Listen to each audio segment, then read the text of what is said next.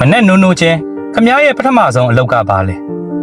ဖုန်းကိုဖွင့်ဆိုရှယ်မီဒီယာကိုကြည့်ပြီးတစ်ဖက်ကလူရဲ့အောင်မြင်မှုတွေသူတို့ရဲ့ပျော်ရွှင်စရာခရီးတွေနဲ့လှပတဲ့ဘဝတွေကိုကြည့်ရင်ခမရင်ထဲမှာဟာတာတာကြီးခံစားလိုက်ရသလား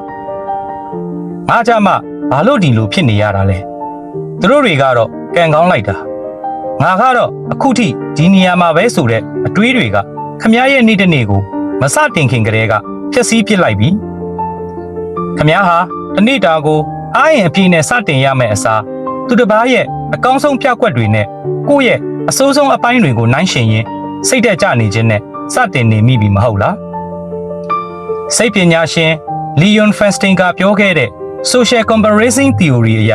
လူတွေဟာကိုယ့်ရဲ့တန်ဖိုးကိုတိုင်းတာဖို့ပတ်ဝန်းကျင်နဲ့နှိုင်းယှဉ်တတ်ကြတယ်ဒါပေမဲ့ဒီဘက်ခေတ်မှာပြဿနာကခမည်းနှိုင်းယှဉ်နေတာကလူသားစစ်စစ်နဲ့မဟုတ်ပဲပြုပြင်ထားတဲ့ပုံရိပ်တွေနဲ့ဖြစ်နေတာပါလူတွေဟာသူတို့ရဲ့ကြရှုံးမှုတွေကိုဘယ်တော့မှ post မတင်ကြပါဘူးသူတို့ရဲ့ငိုကြွေးတန်တွေကိုဖုံးကွယ်ထားပြီးအပြုံးတွေကိုပဲပြကြတာပါခမည်းကတော့သူတို့ရဲ့ဇက်သိမ်းပိုင်းကိုကြည့်ပြီးကိုယ့်ရဲ့အစပြိုးပိုင်းနဲ့တွားနှိုင်းယှဉ်နေမိပါတယ်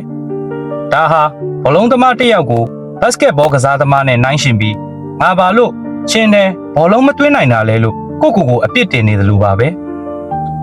အတိတ်ပဲမရှိတဲ့နှိုင်းယှဉ်မှုကခမည်းရဲ့ပျော်ရွှင်မှုကိုခိုးယူသွားတဲ့အကြီးမားဆုံးတခိုးပါပဲကျွန်တော်တို့မြင်နေရတဲ့အောင်မြင်မှုတိုင်းရဲ့နောက်ွယ်မှာခါးသီးတဲ့ပေးဆက်မှုတွေရှိတယ်ဒါပေမဲ့ဆိုရှယ်မီဒီယာကအဲ့ဒီနာကျင်မှုတွေကိုဖျက်ထုတ်ပစ်လိုက်တယ်ခမည်းမြင်ရတာကတောက်ပြောင်တဲ့ကားကြီးကြီးကျယ်တဲ့ရုံခန်းဒါပေမဲ့အဲ့ဒီနောက်ွယ်ကအဲ့ရီပြတ်တဲ့ညတွေစိတ်ဖိစီးမှုကြောင့်ကျလာတဲ့မျက်ရည်တွေအထီးကျန်မှုတွေကိုခမည်းမမြင်ရပါဘူးဒီလက်ကွက်ထဲမှာခမည်းပိတ်မိနေတဲ့အခါခမည်းရဲ့ဘဝကပဲအရင်နှိမ့်ချနေသလိုခံစားရတယ်တကယ်တော့ခမည်းဟာနှိမ့်ချနေတာမဟုတ်ပါဘူးခမည်းဟာလူသားဆန်ဆန်အသက်ရှင်နေတာပါရုန်းကန်ရတာပင်ပန်းရတာမှားယွင်းရတာဟာဘဝရဲ့အစိတ်အပိုင်းတွေပါအဲ့ဒါတွေကိုဖျောက်ထားတဲ့ပုံရိပ်တုတွေနောက်ကိုလိုက်ရင်ကိုယ့်ရဲ့စစ်မှန်တဲ့တိုးတက်မှုကိုမျက်ကွယ်မပြုလိုက်ပါနဲ့တန်းပွင့်နိုင်ဟာတစ်ချိန်တည်းမှာမပွင့်ကြပါဘူး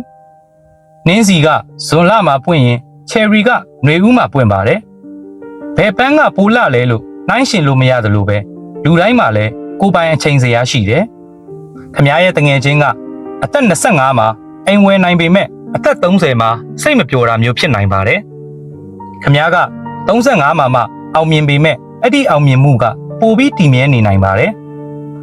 လောကကြီးမှာနောက်ကျတယ်ဆိုတာမရှိပါဘူးခမည်းရောက်နေတဲ့နေရာဟာခမည်းအတွက်အသင့်တော်ဆုံးနေရာပါပဲသူတစ်ပါးရဲ့အောင်မြင်မှုကိုကြည့်ပြီးအားကြတာမမားပေမဲ့အဲ့ဒီအားကြတဲ့စိတ်ကကိုနှိပ်စက်တဲ့အစိတ်မဖြစ်ပါစေနဲ့ခမည်းရဲ့ပြိုင်ဘက်ဟာခမည်းရဲ့ဘေးနားကလူမဟုတ်ပါဘူးမနေ့ကခမည်းကိုယ်တိုင်သာလင်ခမည်းကြော်ဖြတ်ရမယ်သူပါ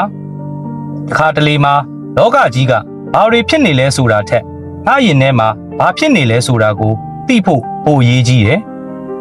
အကယ်၍ဆိုရှယ်မီဒီယာကခမည်းကိုအမြဲတမ်းစိတ်ညစ်အောင်လုပ်နေတယ်ဆိုရင်ခဏဖယ်ခွာထားလိုက်ပါသူတစ်ပါးရဲ့ဘဝတဲကိုချောင်းကြည့်နေတဲ့အချိန်တွေကိုကိုယ့်ဘဝကိုတိဆောက်တဲ့နေရာမှာအစားထိုးလိုက်ပါအပြာရောင်စကရင်ထက်စာရင်စိမ့်လန်းတဲ့တစ်ပင်တွေကိုကြည့်ပါအွန်လိုင်းက like တွေထက်စာရင်ဘေးနားကလူတွေရဲ့စစ်မှန်တဲ့အပြုံးတွေကိုတန်ဖိုးထားပါခမည်းရဲ့စိတ်ကျမ်းမာရေးဟာဘယ် follower ထက်မဆိုပိုအရေးကြီးပါတယ်ခဏလောက်ပျောက်ကွယ်နေခြင်းဟာခမည်းကိုပြန်လဲဆန်းသစ်လာပါစေလိမ့်မယ်နိုင်ရှင်ချင်းရဲ့စန့်ကျင်ဘက်ကကျေးဇူးတင်ခြင်းပါကျွန်တော်တို့တွေမရှိတာကိုပဲလိုက်ကြည့်နေရင်ရှိတာတွေကိုမမြင်တော့ပါဘူး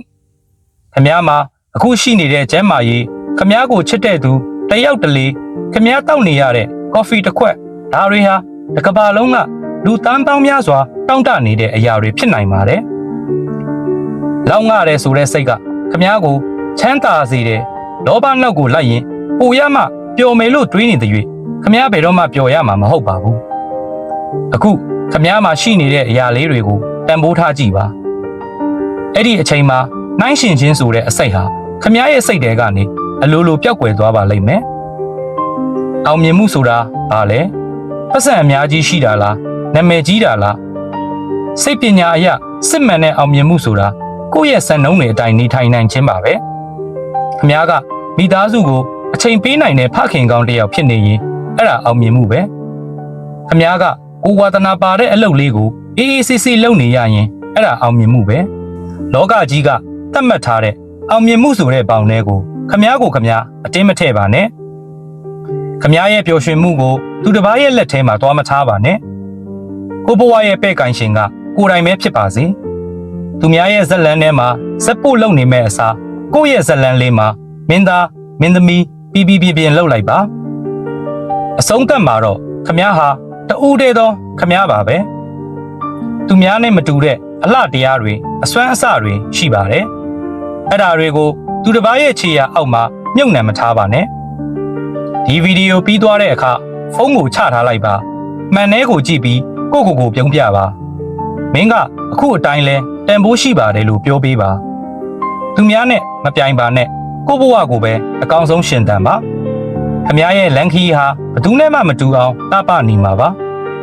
ကိုလန်းကိုလျှောက်ပါခမ ्या ဟာလုံလောက်တဲ့လူသားတစ်ယောက်ဖြစ်နေပါပြီ